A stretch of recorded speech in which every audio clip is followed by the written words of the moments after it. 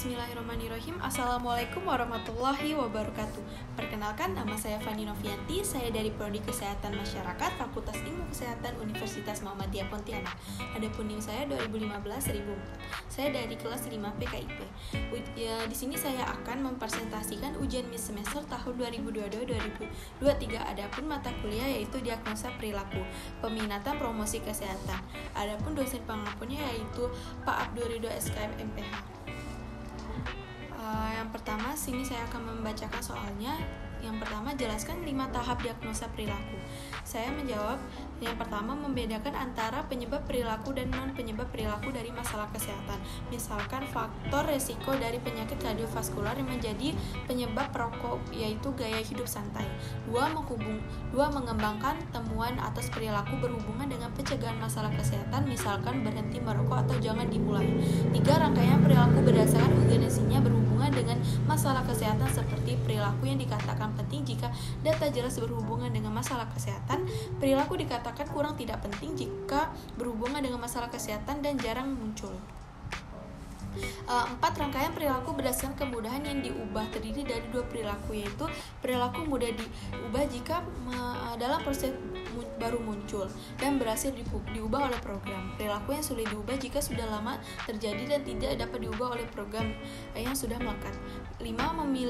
Memilih perilaku sasaran mudah diubah jika penting prioritas tinggi, fokus program tidak kurang penting, prioritasnya rendah dan sulit untuk diubah.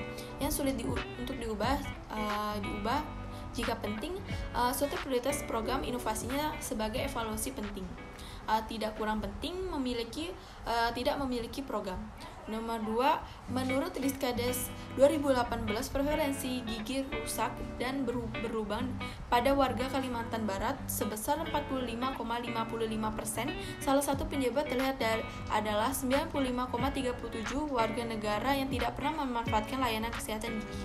Dijelaskan determinan perilaku menurut teori Allegren, yaitu menjadi faktor penyebab rendahnya pelayanan tersebut karena faktor predisposisinya yang melekat dalam diri, misalkan umur, pekerjaan, pendidikan, pengetahuan, dan sikap, yang menjadi rendahnya pemanfaatan layanan, yang kurangnya kendalanya kurang dalam pengetahuan dari masyarakat. Perilaku kesehatan dan pekerjaan kesehatan gigi yang dipengaruhi oleh sikap perilaku masyarakat dalam memanfaatkan. Sebagian masyarakat memiliki perilaku kesehatan health seeking behavior, yang merupakan perilaku orang yang sakit atau telah terkena masalah kesehatan untuk memperoleh penyembuhan atau pemecahan masalah kesehatannya. Masyarakat yang sudah merasakan sakit baru mereka akan mengunjungi pelayanan kesehatan gigi. Jika tidak merasakan sakit, mungkin tidak ada kesadaran untuk mengunjungi pelayanan tersebut. Pengaruh pekerjaan yang menjadi hambatan, faktor ekonomi masyarakat yang tidak memiliki biaya untuk mengunjungi layanan tersebut. Faktor enabling, faktor pemungkin, yaitu terjadi jarak rumah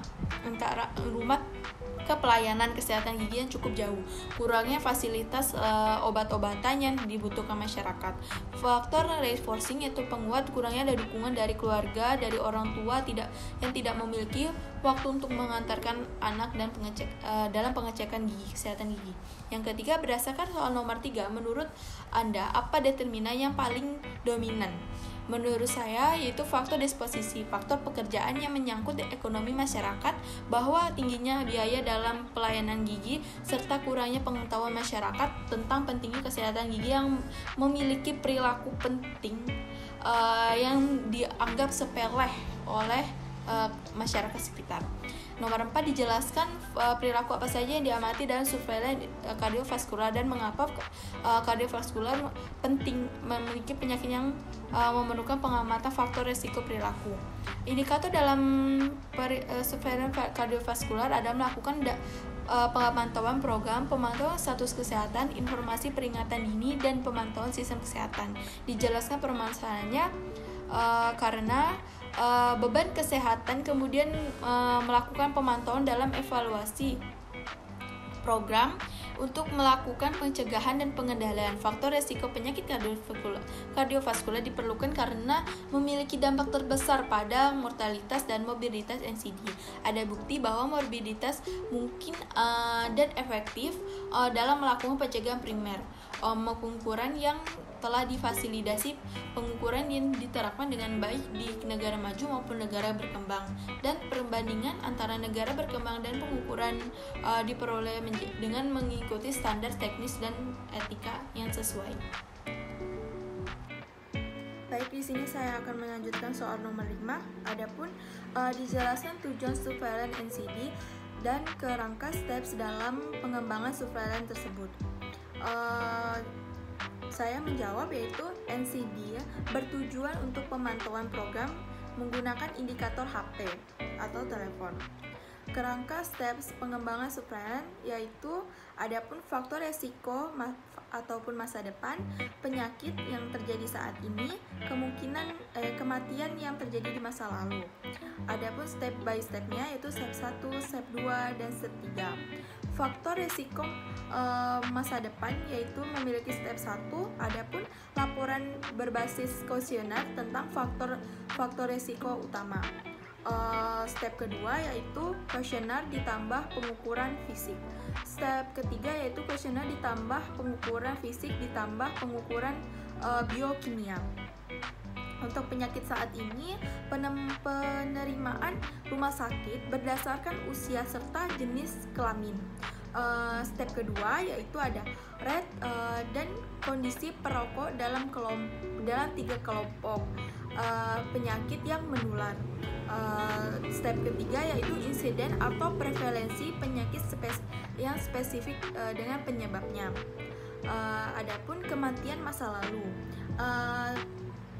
Step pertama yaitu tingkat kematian berdasarkan usia dan jenis kelamin yang terjadi pada saat ini.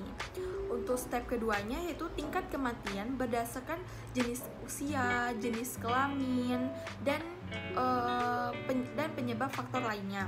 Untuk step ketiga yaitu ada angka kematian, adapun usia, jenis kelamin, penyebab yang berdasarkan surat keterangan kematian yang terjadi di wilayah tersebut. Baik, sekian dari presentasi saya. Kurang lebihnya saya mohon maaf. Wassalamualaikum warahmatullahi wabarakatuh.